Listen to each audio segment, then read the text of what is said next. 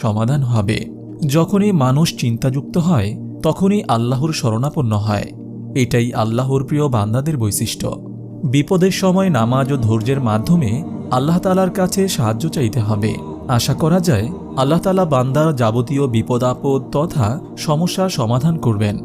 রাসূল সাল্লাল্লাহু আলাইহি ওয়াসাল্লাম বলেন, যে ব্যক্তি এই আয়াতটি সকাল সন্ধ্যায় 7 বার পড়বে, আল্লাহ তাআলা তার যাবতীয় চিন্তা ও সমস্যার জন্য যথেষ্ট হয়ে যাবেন।